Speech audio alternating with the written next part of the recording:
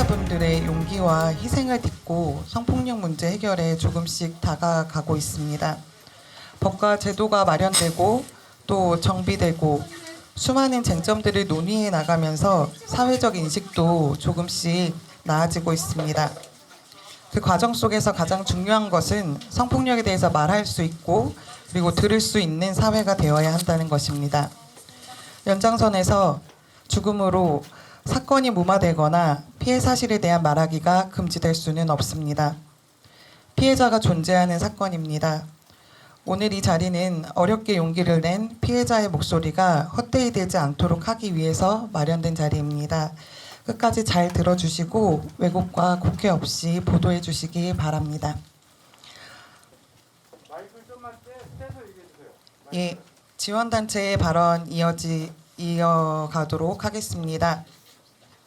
위력 성추행 피해자에게 정의와 일상회복을 이라는 제목으로 이미경 한국성폭력상담소 소장과 고미경 한국여성의전화 상임대표님께서 말씀해 주시겠습니다.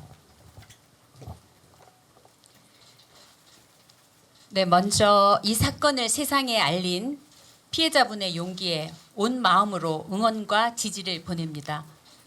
그러면 저희가 이 사건을 지원하게 된 배경을 말씀드리겠습니다.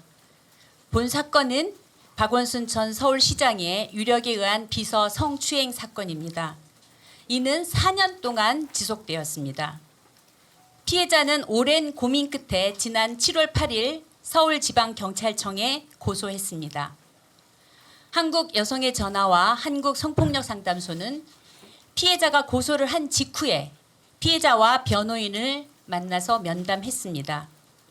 우리가 접한 피해 사실은 비서가 시장에 대해 절대적으로 거부나 저항을 할 수 없는 상황에서 업무 시간뿐만 아니라 퇴근 후에도 사생활을 언급하고 신체를 접촉하고 사진을 전송하는 등 전형적인 권력과 위력에 의한 피해가 발생했다는 것입니다.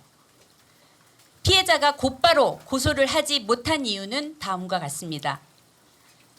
피해자는 서울시 내부에 도움을 요청했으나 시장은 그럴 사람이 아니라며 시장의 단순한 실수로 받아들이라고 하거나 비서의 업무는 시장의 심기를 보좌하는 역할이자 노동으로 일컫거나 피해를 사소하는 등의 반응이 이어져서 더 이상 피해가 있다는 말조차 할 수 없는 상황이었습니다. 피해자는 부서 변경을 요청했으나 시장이 이를 승인하지 않는 한 불가능했습니다. 본인의 속옷 차림 사진 전송, 늦은 밤 비밀 텔방 대화 요구, 음란한 문자 발송 등 점점 가해의 수위는 심각해졌고 심지어 부서 변동이 이루어진 이후에도 개인적 연락이 지속되었습니다. 무엇보다 인구 1,000만 명의 대도시인 서울시장이 갖는 엄청난 위력 속에서 어떠한 거부나 문제 제기를 할 수 없는 전형적인 위력 성폭력의 특성을 그대로 보였습니다. 성폭력 피해자를 법적, 의료적, 심리적으로 지원하고 우리 사회의 성문화를 바꿔가며 여성 인권을 존중하는 사회를 만들어가고자 활동하는 우리 두 단체에서는 이 사건을 접하고 피해자의 지원이 절대적으로 필요함을 느꼈습니다. 이 사건이 형사사법 절차상 수사 재판을 제대로 거쳐서 가해자는 응당한 처벌을 받고 피해자는 일상으로 돌아갈 수 있도록 지원하고자 했습니다. 그러나 고소 당일 피해 고소인에게 모종의 경로로 수사 상황이 전달되었고 피고소인의 극단적인 선택으로 피해자는 지금 온오프라인에서 2차 피해를 겪는 등 더한 고통을 겪고 있습니다. 두 번째로 이 사건의 의미를 짚어보겠습니다. 이 사건은 전형적 직장 내 성추행 사건임에도 피고소인이 망인이 되어서 공소권 없음으로 형사 고소를 더 이상 진행할 수 없는 상황이 되었습니다. 그러나 이 사건은 결코 진상 규명 없이 넘어갈 수 있는 사안이 아닙니다. 박원순 전 시장은 여성 인권에 관심을 갖고 역할을 해온 사회적 리더였습니다. 그럼에도 그 또한 직장 내 여성 노동자에 대한 성적 대상화, 성희롱, 성추행을 가했습니다. 서울대 교수 성희롱 사건 이후 성희롱 예방이 법제화되었고 그 또한 조직의 수장으로서 직장 내 성폭력 예방 교육을 성실히 이수해온 듯 했지만 본인 스스로 가해 행위를 성찰하지도 멈추지도 않았습니다. 더욱이 미투운동, 안희정 전 충남도지사, 오고돈 전 부산시장 사건에 대해서 가장 가까이에서 경각심을 가져야 하는 위치에 있었음에도 불구하고 그 사안이 누구보다 자신에게 해당된다는 점을 깨닫고 피해자에게 사과하고 멈추는 선택을 하지 않았습니다. 이번 사건은 성폭력의 행위자가 죽음을 선택했다는 것의 의미가 무엇인지에 대해 심각한 사회적 논쟁을 일으켰습니다. 만약에 죽음을 선택한 것이 피해자에 대한 사죄의 뜻이기도 했다면 어떠한 형태로라도 피해자에게 성폭력에 대해서 사과와 책임을 진다는 뜻을 전했어야 할 것입니다. 그럼에도 불구하고 모두에게 미안하다는 말을 남김으로써 피해자는 이미 사과받은 것이며 책임은 종결된 것이 아니냐는 일방적인 해석이 피해자에게 엄청난 심리적 압박으로 가해지고 있습니다. 이 사건은 고소와 동시에 피고소인에게 수사 상황이 전달되었습니다. 서울시장의 지위에 있는 사람에게는 본격적인 수사가 시작되기도 전에 증거인멸의 기회가 주어진다는 점을 우리는 목도했습니다. 이런 상황에서 누가 국가 시스템을 믿고 유력 성폭력 피해 사실을 고소할 수 있겠습니까? 우리는 이렇게 투명하고 끈질긴 남성 중심 성문화의 실체와 구조가 무엇인지 통탄하고 규탄하지 않을 수 없습니다. 그러나 미투 운동 이후에 우리 한국 사회는 커다란 변화의 물결 속에 있습니다. 더 이상 피해자들은 참지 않고 말하고 있습니다. 피해자는 말할 수 있는 사람이며 말할 권리가 있습니다.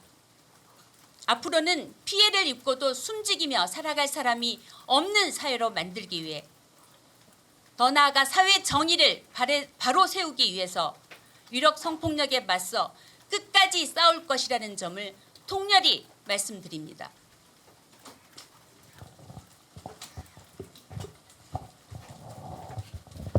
예, 요구사항을 말씀드리겠습니다. 피해자를 지원하는 본단체들은 피해자가 성추행으로 입은 상처를 회복하고 일상으로 돌아와 안전하게 생활을 할 수 있어야 한다고 믿습니다.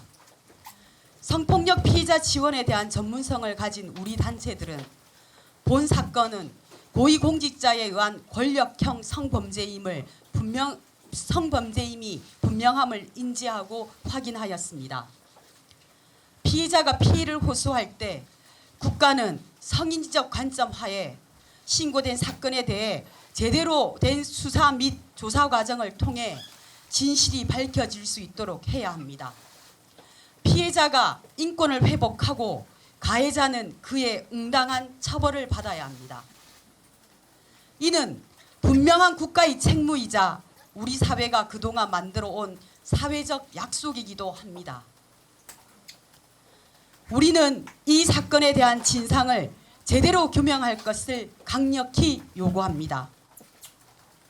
본 사건 피해자는 이 사건을 경찰에 고소하였습니다. 피해자는 고소 과정을 통해 본 사건이 정의롭게 해결되리라는 믿음을 가지고 용기를 내어 고소하였으나 피고소인이 부재한 상황이 되었습니다. 그러나 피고소인이 부재한 상황이라고 해서 사건의 실체가 없어지는 것은 아닙니다. 피해자 비난이 만연한 현 상황에서 사건의 실체를 정확히 밝히는 것은 피해자의 인권 회복의 첫 걸음입니다. 현재 경찰에서는 고소인 조사와 일부 참고인 조사를 통해 사건의 실체를 파악한 것으로 알고 있습니다.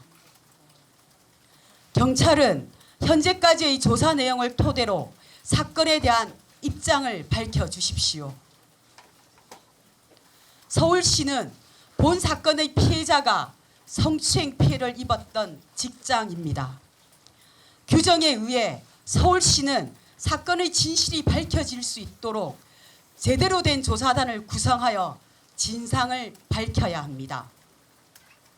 정부와 국회, 정당은 인간이길 원했던 피해자의 호소를 외면하지 말고 책임 있는 행보를 위한 계획을 밝혀주시기 바랍니다. 피해자가 여기 있다. 함께하는 우리가 있다. 여기 있는 두 단체를 비롯한 우리 여성인권운동단체는 여성에 대한 폭력으로 고통받는 피해자와 함께하며 여성폭력 없는 성평등한 세상을 만들기 위해 노력해왔습니다. 우리는 본 사건에서도 피해자의 일상이 회복될 때까지 끝까지 함께 하겠습니다. 우선 피해자 지원을 위한 활동을 책임 있게 하겠습니다. 현재 상황에서 피해자가 안전할 수 있도록 피해자에 대한 보호와 피해자의 치유와 회복을 위한 활동을 다하겠습니다. 또한 피해자가 원하는 바대로 사건에 대한 진실이 밝혀질 수 있도록 다양한 활동을 전개하겠습니다. 서울시와 정부, 정당, 국회 등이 제대로 책임 있는 역할을 할 수 있게 단체, 시민 등과 함께 힘을 합쳐 행동을 시작하겠습니다. 다음 주에는 이 사건의 제대로 된 해결을 촉구하는 많은 사람들과 함께 기자회견을 개최할 예정입니다. 피해자에게 보내는 연대의 메시지를 수집하는 설문에는 이틀 만에 1200명이 넘는 분들이 함께하여 피해자에게 응원과 지지를 보내고 있습니다. 피해자를 지원하고 있는 본 단체들에게도 피해자와 함께 할 수 있는 방법이 무엇이냐는 문의도 계속 오고 있습니다. 많은 분들이 함께하고 계십니다. 본 사건을 접하고 우리는 참담했지만 피해자와 함께하는 사람들이 이렇게 있는 한, 용기를 내어 목소리를 낸 우리 피해자가 있는 한, 우리는 이 참담함을 정의로움으로 바꿔낼 것입니다. 우리 모두는 할 수 있습니다. 죄송한데 마이크를 좀 떨어뜨려서 좀 해주세요. 예. 이어서 법무법인 온세상 대표 변호사인 김재련 변호사님께서 상담을 하게 된 시점부터 고소하게 된 과정까지 그리고 범죄 사실 개요에 대해서 말씀해 주시도록 하겠습니다. 네, 김재련 변호사입니다. 저희가 사건 진행한 일지를 시간 순서로 말씀드리겠습니다. 먼저 2020년 5월 12일에 피해자를 1차 상담했습니다. 그리고 2020년 5월 26일에 2차 상담을 통해서 구체적인 피해 내용에 대해서 상세히 듣게 됐습니다. 그리고 저희 사무실에서 5월 27일 2차 상담이 끝난 하루 후부터 구체적으로 법률적인 검토를 시작해 나갔습니다. 이 사건 관련 증거에 대해 말씀드리겠습니다. 피해자가 사용했던 핸드폰에 대해서 경찰에 임의 제출을 하기 전에 저희가 사적으로 포렌식을 했습니다. 그 포렌식을 통해서 일부 나온 자료는 수사기관에 제출이 되어 있습니다. 그리고 범행 방법 중에 하나인 텔레그램을 통해서 문자를 보내거나 사진을 보낸 부분에 대해서는 피해자가 비서로 근무하는 동안에 이런 문자나 사진의 괴로움에 대해서 친구들에게 보여준 적이 있습니다. 그리고 늦은 시간 친구들하고 함께 있을 때 이런 문자들이 오기도 했기 때문에 그 문자를 본 친구들도 현존하고 있습니다. 피해자는 이런 지속적인 피해에 대해서 여러 차례에 걸쳐서 피해를 호소했었습니다. 평소 알고 지내던 기자에게도 텔레그램 문자를 보여준 적이 있습니다. 그리고 친한 친구와 함께 있을 때 왔던 문자들을 그 친구가 아직까지도 기억을 하고 있습니다. 동료 공무원 전송받은 사진을 본 적이 있습니다. 그리고 이런 성적 괴롭힘에 대해서 피해자는 비서관에게 부서를 옮겨줄 것을 요청하면서 언급을 한 적도 있습니다. 고소 관련해서 말씀드리겠습니다. 7월 8일 오후 4시 30분경에 서울지방경찰청에 고소장을 접수했습니다. 그리고 저희는 고소장을 접수한 직후부터 그 다음 날, 즉 7월 9일 오전 2시 30분, 새벽 2시 30분까지 고소인에 대한 1차 진술 조사를 마쳤습니다. 고소장에 기재된 범죄 사실은 성폭력 특례법 위반입니다. 구체적으로는 통신매체를 이용한 음란 행위, 업무상 위력에 의한 추행, 그리고 형법상의 강제추행 죄명입니다. 저희가 제출한 증거는 텔레그램 포렌식한 결과물, 그리고 피고소인이 피해자가 비서직을 그만둔 이후 올 2월 6일에 심야 비밀 대화를 초대한 증거도 제출을 했습니다. 이것이 그 텔레그램 비밀 대화방에 피해자를 초대한 내용입니다. 2020년 2월 6일은 피해자가 비서로 근무하지 않고 다른 부서에서 전보 발령 나서 근무하고 있을 때였습니다. 가해자가 비서실에 근무하지도 않는 피해자에게 텔레그램으로 비밀 대화를 요구할 하등의 이유가 없는 시점이었습니다. 이 자료도 경찰에 제출하였습니다. 고소 이후의 상황입니다. 저희가 새벽 2시 30분경까지 피해자 1차 진술 조사를 마쳤는데요. 7월 9일 오후부터 가해자가 실종됐다는 기사가 나왔습니다. 그리고 가해자는 사망했다는 보도가 나왔습니다. 저희는 오늘 오전 피해자에 대해서 온 오프라인 상으로 가해지고 있는 2차 가해 행위에 대해서 추가 고소장을 서울지방경찰청에 접수를 했습니다. 마지막으로 범죄 사실의 간략한 개요를 말씀드리겠습니다. 인터넷 상에서는 피해자가 사직한 것으로 나오고 있는데요. 피해자는 이 사건 피해 발생 당시뿐만 아니라 2020년 7월 현재 대한민국의 공무원으로 재직하고 있는 사람입니다. 피해자가 서울시장 비서실에서 비서직을 수행하게 된 경위입니다. 피해자는 공무원으로 임용이 되어서 서울시청이 아닌 다른 기관에서 근무하던 중이었는데 어느 날 오전 서울시청의 전화 연락을 받고 그날 오후 시장실 면접을 보게 되었습니다. 그리고 비서실 근무하라는 통보를 받아서 서울시장 근무실에서 4년여 기간 동안 비서로 근무를 하게 됐습니다. 피해자는 시장 비서직으로 지원을 한 사실이 없었습니다. 범행 사실 관련해 말씀드리겠습니다. 이런 범행이 발생한 시기는 비서직을 수행하는 4년의 기간, 그리고 피해자가 다른 부서로 발령이 난 이후에도 지속되었습니다. 범행이 발생한 장소는 시장의 집무실, 그리고 시장 집무실 내의 침실 등이었습니다. 상세한 방법은 말씀드리기가 어렵습니다. 개괄적인 방법만 말씀드리겠습니다. 피해자에게 즐겁게 일하기 위해서 둘이 셀카를 찍자며 집무실에서 셀카를 촬영하곤 했습니다. 그리고 그런 셀카를 촬영할 때 신체적인 밀착을 했었습니다. 그리고 피해자의 무릎에 나 있는 멍을 보고 호호해 주겠다고 하면서 피해자의 무릎에 자신의 입술을 접촉하는 행위를 했습니다. 그리고 집무실 안에 있는 내실, 즉 침실로 피해자를 불러서 안아달라며 신체적인 접촉을 하고 아까 보여드렸듯이 텔레그램 비밀 대화방으로 초대를 해서 피해자에게 지속적으로 음란한 문자를 전송하고 속옷만 입은 사진을 전송하는 등 피해자를 성적으로 괴롭혀 왔습니다. 이상입니다. 예, 범죄 사실 개요까지 말씀드렸습니다. 마지막으로 피해자가 작성해 주신 글이 있습니다. 그 내용을 김혜정 한국성폭력상담소 부소장님이 대독해 주시도록 하겠습니다. 네, 피해자의 글을 대독하겠습니다.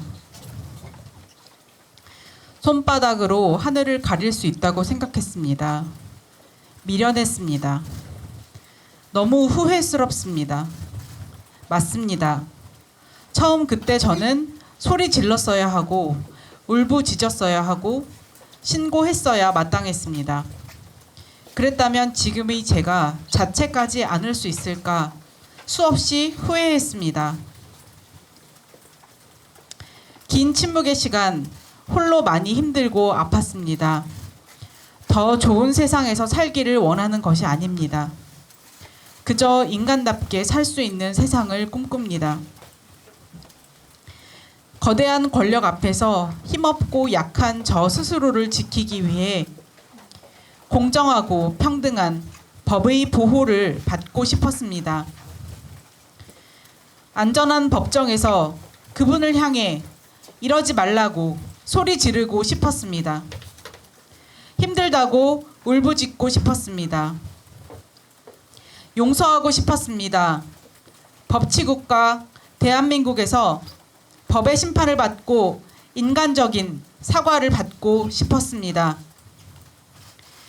용기를 내어 고소장을 접수하고 밤새 조사를 받은 날, 저의 존엄성을 해쳤던 분께서 스스로 인간의 존엄을 내려놓았습니다. 죽음, 두 글자는 제가 그토록 괴로웠던 시간에도 입에 담지 못한 단어입니다. 저를 사랑하는 사람들의 마음을 아프게 할 자신이 없었습니다. 그래서 너무나 실망스럽습니다. 아직도 믿고 싶지 않습니다. 고인의 명복을 빕니다. 많은 분들에게 상처가 될지도 모른다는 마음에 많이 망설였습니다. 그러나 50만 명이 넘는 국민들의 호소에도 바뀌지 않는 현실은 제가 그때 느꼈던 위력의 크기를 다시 한번 느끼고 숨이 막히도록 합니다. 진실의 왜곡과 추측이 난무한 세상을 향해 두렵고 무거운 마음으로 펜을 들었습니다. 저는 앞으로 어떻게 살아야 할까요? 하지만 저는 사람입니다. 저는 살아있는 사람입니다. 저와 제 가족의 보통의 일상과 안전을 온전히 회복할 수 있기를 바랍니다.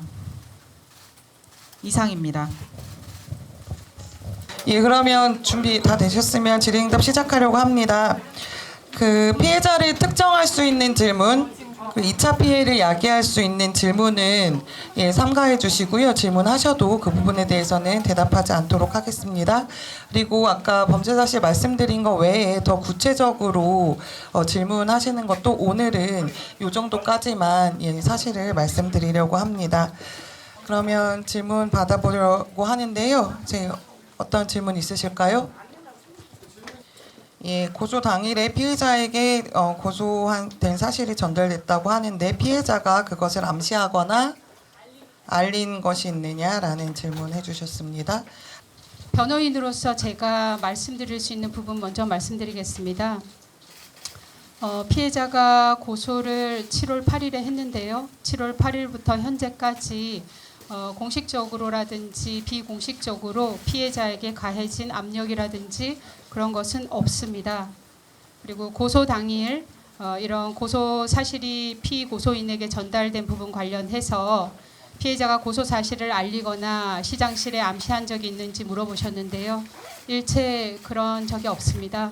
저희로서는 고소를 하고 신속하게 그 메시지를 보낸 핸드폰을 압수수색하는 것이 절대적으로 필요했기 때문에 담당 수사팀에도 절대적으로 보안을 유지해 줄 것을 요청드렸고 그런 이유 때문에 고소장을 접수하고 이 정보가 나가지 않도록 하기 위해서 바로 그날부터 조사를 시작해서 다음날 새벽까지 조사를 받았던 것입니다.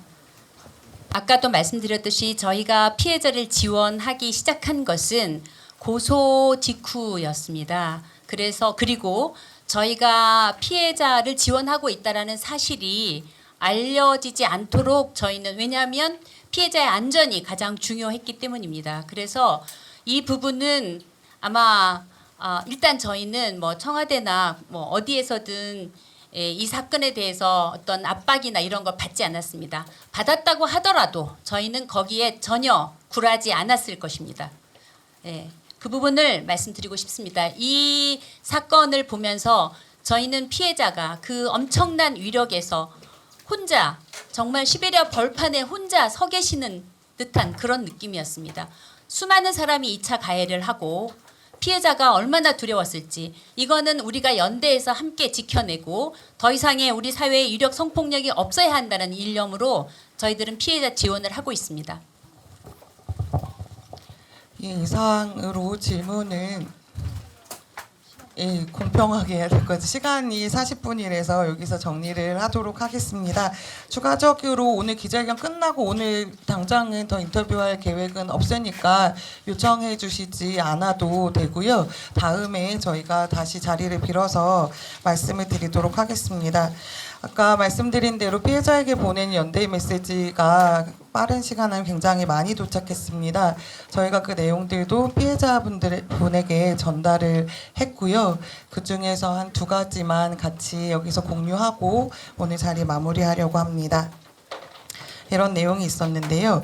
저도 기관의 비서실 한 사람으로서 절절히 공감하고 있어요. 용기 내주셨기에 앞으로 공직사회에 만연한 성폭력이 근절되고 힘없는 여성 공무원들이 함께 용기 낼 수 있으리라 믿어요. 당신의 아픔이 하루빨리 치유되고 행복한 일만 가득하기 바랍니다. 라는 내용이 있었고요. 당신은 수많은 A씨의 목소리 중에 아주 일부분에 대하여 소리를 낸 사람일 거라 생각합니다. 당신을 흔들어 가해자 편에 서려는 목소리보다 단단한 지지를 보냅니다. 스스로의 용기를 결단을 보듬어 주세요. 분명 누군가의 새 용기가 되었고 결단이 되었을 행동입니다. 연대합니다. 목소리가 이대로 묻히지 않도록 나아갈 수 있게 힘을 보냅니다. 예, 이상으로 오늘 서울시장에 의한 위력 성추행 사건 기자회견 그저 인간답게 살 수 있는 세상을 꿈꿉니다를 마치도록 하겠습니다. 끝까지 함께해 주셔서 감사합니다.